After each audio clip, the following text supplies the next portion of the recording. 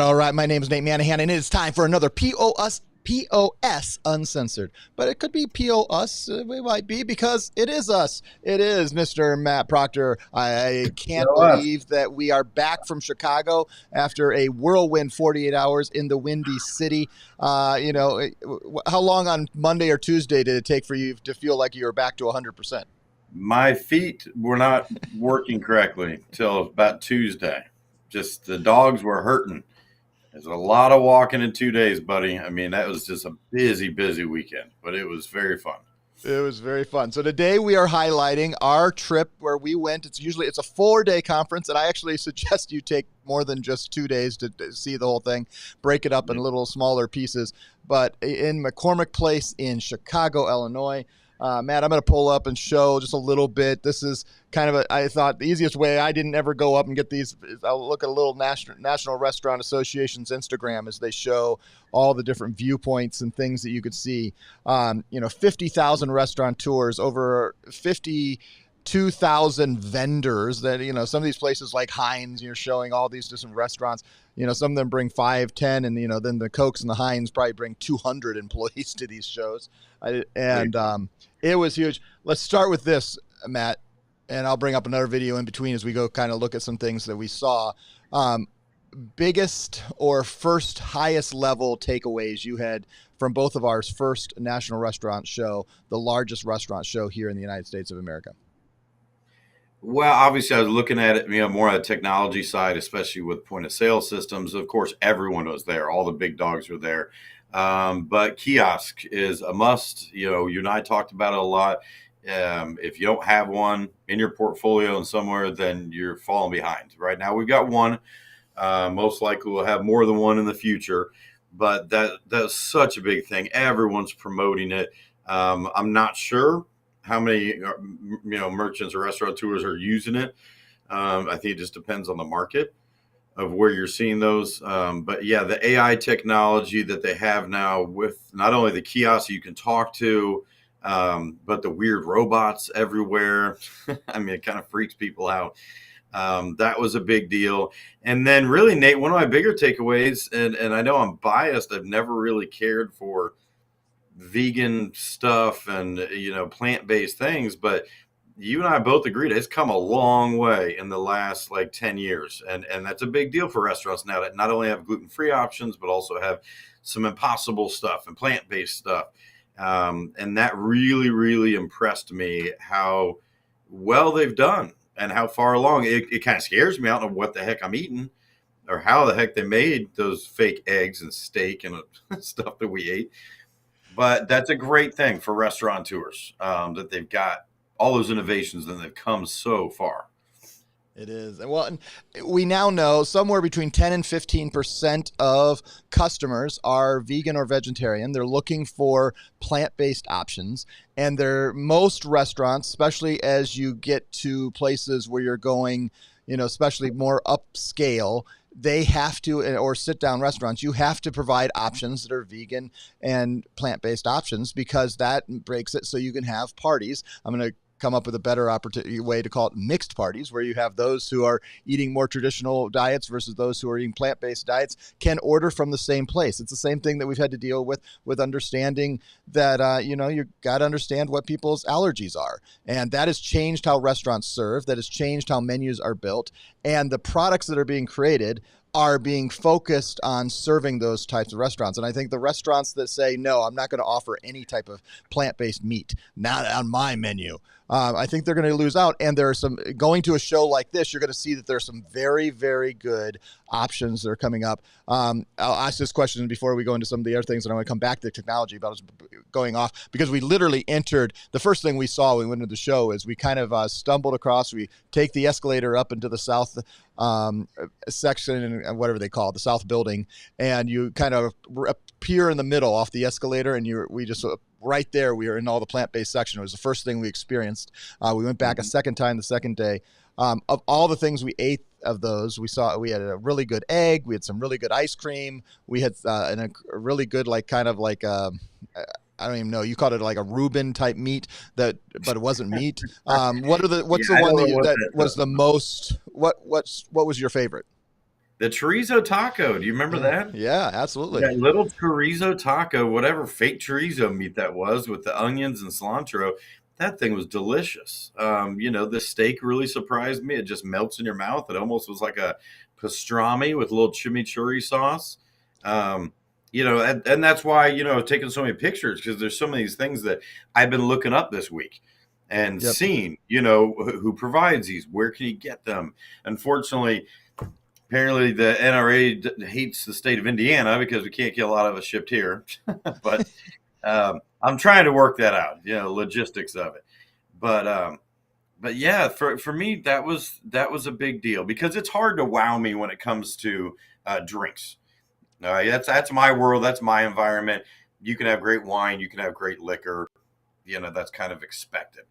But when the food scene kind of changes, that's what excites me a little more than anything. And believe it or not, Nate, we had a great time in that drink area too, because we saw new stuff that we'd never seen before, new little gadgets and gizmos, and even the mocktails that they had, I thought were delicious. I mean, that's a great option for bars and restaurants too.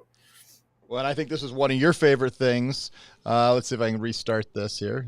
I'll have to wait for it. It'll loop through here. There's the robots that are serving your food and bringing your food to your table, and the new technology that is happening in the world of restaurants. It's not just the AI that we're able to write copy very quickly and create new images and all the things in the AI. It is making a difference, and actually you can see the innovation that's coming out. There's a cooking robot there. We saw all these automations and innovations, and as we were walking the show floor, it's those who provide the best context and help us figure out how to bring it to the small and medium-sized restaurants and bring the technology to them in an affordable way. That's the thing that's going to make the difference. And I know you were a little scared. I don't think I have the video of the dog robot. I'm not sure how that fits, having the pet dog on the restaurant floor. But they're serving the food. I'm waiting for the first time I see it, where I sit down and I don't have a server come and serve me. I have a server maybe take the order, but the plate is brought out by that. And you can see there's a kiosk. Thank you to our competitor there, Square.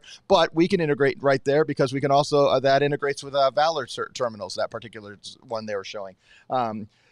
Technology, that is, where we're going to see the innovations starting, but the food is also innovative too. It was just a fun show. here's one of my major takeaways. It is a good time to be in the restaurant business. People are back to eating in the Yeah. restaurants full time. Restaurants can and will be successful when they, are innovating, creating a good product and providing the service. And we come and we play a really vital part, because we were talking this. We sat down with our wonderful partners at Quick, who had a booth there. I didn't take a picture of their booth. That would have been really a smart thing to do. But we had a wonderful sushi deal. Oh yeah, I don't think I got a picture. I'm so used to seeing their booth. I don't think Yeah. I got a picture of Yeah, it. I didn't take one either. We talked to them at their booth, but then we had a wonderful meal, and we were talking about where this innovation is going to come, and where it's going to change, but also then how important it is to actually have people involved and the synergies that are created. And that, is there anything you saw? Kiosk was one of them. Anything else you saw, like on the POS side, point of sale technology, that may have caught your eye? Anything else? Um, it's hard to surprise me in the POS world nowadays, just because I look at so many systems. So I mean, kiosk I guess would be the main thing that stood out. We're seeing the higher use of QR codes, especially in bigger markets like that, Chicago. That's just kind of a must. Whether they're doing it like the restaurant we ate at, where they're just doing it for a menu, or they're actually doing it as the order. I did see a couple of those on the floor, where they're wanting people to scan right here, place their mock order, those type of things, where I just don't think that was very big a couple of years ago. And that comes down to staffing since a pandemic, which increased the QR codes. Thankfully, all of our restaurant systems can do that really well. So yeah, I mean that was really it. I like seeing the different types of kiosks, not just the size, but the way they can program, if they can do marketing on there, because it's all about growing their business and getting people in and out of that door. And so it was interesting. There's a lot of competition for it, that's for sure. All fighting each other. There is. And I will say, I mean, one of the things I think we as a partners and as we're salespeople that are selling point of sale, we can position ourselves in helping them see here. Watch this here. This is one of my favorite, the Oh yeah, I bubble love blower. that thing. Yeah, I was trying to show that, but this is part of the beverage zone. Some of the things that you could see. I mean, White Claw was there. All the different versions of smoothies and daiquiris and every type of wine and non-alcoholic mixes that are so popular now. These, There's so many. so many. We didn't even come close to tasting all of them. The different bots that can make the mixers and you can pre-do and the pre-serves. So much going on. But here's what I took away is, if you choose, and we met with one a salesperson that works with you, Matt. If you choose to put yourself out there and want to work with cutting edge restaurants, I think going to a show like this can really help you set yourself apart when talking to your restaurateurs, because not all of them can come. Because it was interesting too. You worked in some really high-end restaurants only 2 hours away, and you never went to this National Restaurant Show. It's been going on for, I think, 32 years in the city of Chicago at the McCormick Place, minus the COVID years. And it is something that if you know and are able to talk intellectually about what's going on and what's the cutting edge, whether it's on the food and service side or it's on the technology side, or you're being able to help, there are lots of companies that we're focused on. How do you hire? How do you get more manpower? How do you make sure you can serve the customers that you already have and continue to grow? How to build a franchise? There's so many things that you could learn, and we didn't even touch that because we were in such a mad rush to try to get through this in 2 days. I want to go Yeah. back and spend more time and talk to a few more of those. But to me, I walked away going, man, I would love to see any of our partners who say, I want to focus on restaurants, 50% or more of your business as your payments business. Man, going to a show like this, I think sets you apart, and learning how the vendors are putting out there. What do you think, Matt? Do you think it's a valuable for some of our I'm so partners? glad. Yeah, I'm so glad you brought that up, because I think it is very important, and much more important than I think our agents realize, to attend a show like this. And we are going to do it better next year, Nate. We'll definitely plan it out better, spend a little more time there. I definitely want to promote it and try to get some of our agents to come out, because it is very beneficial. And the agent that we hung out with for a day and a half, he made so many contacts. Not only was he talking, he went at two different angles. He spent one day where he was actually meeting the vendors. He spent lots of time in that south building. Then he moved to the north building, And some of them needed help. Some of them needed help with their B2B or their processing.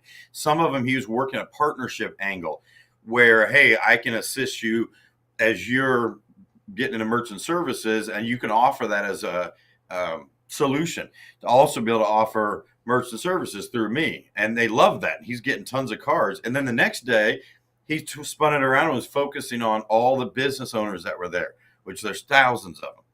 And you could just hear them. I mean, Nate and I, when we were standing there, one would come up right next to us. Of course, we'd always back away because it's important for them to be there and experience all that. But there's business owners and smart restaurateurs from all over the country that it's important they go to that show. And there aren't just a bunch of credit card guys standing around there. So if anything, you can make those relationships and make it. So for him, it was a huge show. I wish more of our agents, and hopefully next year will come out to that show where we can have a great time and spend multiple days meeting all these amazing businesses. Because there's a lot. What did you say, Nate? It was like over 7,500 vendors. Yeah, 7,700 plus vendors. I mean, that's just, I mean, and in every, because you have the Heinz where you could make your own ketchup bottle, which we never even stood in line. Every time we walked by, it was like 70 deep. And I'm like, I'm not taking our time up today to do that. They had, you know, the Coca-Colas, and then some of our big competitors, the Toast, the Squares, they had big booths there. I have pictures. I couldn't believe Squirrel was there, and they had all new hardware. I was like, wow, Squirrel didn't die. I just thought it was gone like 10 years ago. And then we met with a few that may integrate into EPX. We met with one that's less than a year old, has about 1,000 merchants already, only using Stripe on their back end. You never know when you might get into that. And then on top of that, I walked away, and have conversations that I could have with restaurant owners and managers that are much more in depth because of the things I saw. And I'll say, hey, have you ever seen, like talking to a high-end bar, man, I saw this incredible hardware that created a flavor bubble on the top of that we showed that video. And that was one of the coolest things I saw. And I'd never seen that before. And I'm like, man, I would be in awe if I'd never seen that before. And you start showing that at a high end bar, and it sets you apart a little step about. But those little things. That thing, yep. Oh yeah, I'd be rocking it in every high end bar. That thing was so cool. That surprised me. I'd never seen anything like that. Yeah. And then you had the innovations around cooking hamburgers. Like if you're cooking a lot of hamburgers, we went in this. They had wonderful taste testing. It was the largest hamburger chain in South Korea, but they were demoing the hardware on how they cook their hamburgers in a quick service where it's all basically robotic, and the flavor and the taste that they're able to get by not having a person actually, be involved in flipping the hamburgers and cooking the hamburgers, but instead of buying a piece of hardware that I looked it up, Matt, that piece of hardware is only about $22,000, which is expensive. But if you think about it, but if you think about it, if you can cut one or two people in a quick service restaurant of employees, hopefully you can find other, by creating throughput, they were able to create. I was like, wow, that's a lot cheaper than I thought when I was looking over some things earlier this week, because I never asked the pricing. And it cooks 4 at a time, and you just put them in and walk away. Yeah, that thing was really cool. I mean, even the dishwashers were amazing. I mean, dishwashers in a bar environment are notorious for breaking, or they're horrible or whatever. But watching and seeing that new technology for the ovens and for the dishwashers, these crazy pizza ovens they have nowadays. I mean, those things are very important for our new restaurateurs, or they're opening a location and they see that out there like, oh, geez, now I can do this, which is going to help save on labor, and just like what we're talking about. But yes, it helped that they had a bibimbap burger and a bulgogi burger. Some good Korean burgers. They were tasty. They were. And so at the end of the day, here's what this is my thing. I would strongly encourage, whether it's a local restaurant, every state has their own restaurant association. They're much smaller than the National Restaurant Show. But if you're going to focus on restaurants, if you're seeing that every week you're trying to win the business of 1, 2, 3 more restaurants, it's growing in your portfolio, then I would get involved in these trade and even come to the national show. We'll put something together more formal. And if you're interested in making sure you're on top of that, I'm not sure exactly how we'll do it next year. We need to put some ideas together. But man, walking that show floor makes you more, you become a little more industry expert when it comes to the restaurant shows, and you don't have to be in the restaurants. And because if you're not in the restaurant, you lose track really quickly, but you can bring something back to the restaurants. It's not just payments. You're adding value on top of that, saying, man, I saw this, I saw that makes you a little more efficient, a little more effective, bringing them things that help them make their money in a better way. I just think it's a no-brainer. Come join us, come do it, or go to your local shows. I mean, we know we have several of our partners that are both local, because they're like your towns may have a restaurant association, you may have regional, and then you have state, and then you have national. There are all these shows that you could be part of. We have several partners that are like the exclusive POS of certain of smaller regional shows, and that's a great thing to be part of. Oh yeah, absolutely. And I don't know about you, Nate, but I'm going to book a hotel a lot sooner next year so that we can get I want to be either in that Hyatt at the whatever that place is called, McCormick's, or one that's right next to it. I don't care what it costs, because man, you don't want to be walking all over Chicago all the time. Yeah, we did plan this a little bit late this year, but so we won't. Yeah, I enjoyed our walks, and we were more down toward the Magnificent Mile instead of up in the convention center row section there for our hotel. But yeah, we'll plan that better next time. Hopefully, try to get. Though I think those may book up even faster than we think, so we may have to. That's true. People already probably started booking, but we can for sure getting that Marriott. I don't know about the Hyatt. The Hyatt may already be booked for next year. I don't know. Yeah, but I'm just saying we could have spent a lot more time at the show, especially if we go over once or twice during the day. Then leave, take a break, go back again. I think would be so much more beneficial instead of just being so far away. You get there and you don't want to go anywhere. You're just walking all day. But yeah, I agree with you. Let's break it up a little bit, have more time there without killing ourselves. Wear comfortable shoes. That's all I can say. Absolutely. Yeah. Wear comfortable shoes, wear comfortable clothing. You're going to be working hard getting through all those floors. I mean, it's just so, and we didn't even go into the sessions. We were just working the show floor. The sessions were great. There's opportunities to meet, of course, some of the, more famous chefs that are around. They're doing demos, they're doing meet and greets, they're doing signings. And, we didn't even partake in any of that. All we did was walk from booth to booth, doing a lot of taste testing, looking at different hardware, software. And I think next time, give a couple more days of that. There's even more to learn. But at the end of the day, become a restaurant expert if you want to serve restaurants. If you don't, and I talked to a partner just today or just an hour ago, said, man, I don't want to mess with restaurants. It's not the one. But a lot of you work on restaurants. I know that. And you're always trying to.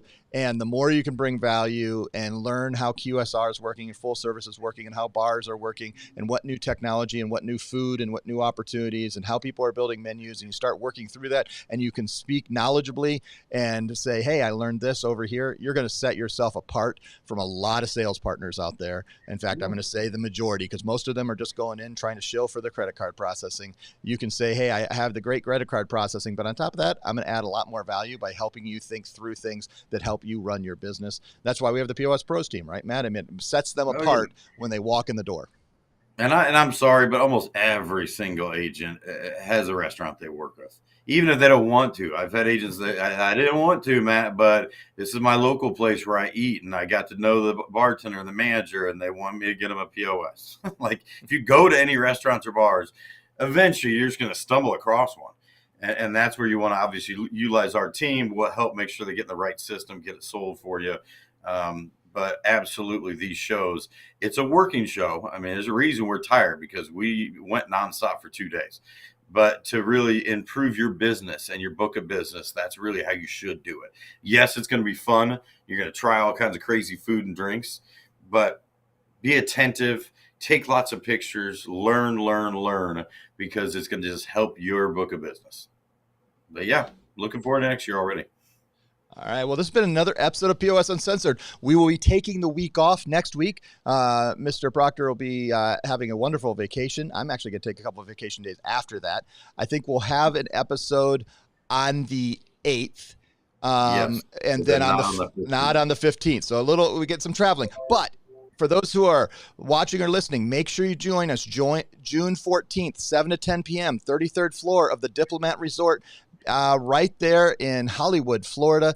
Go to join.papertech.com to RSVP. You can do that right now.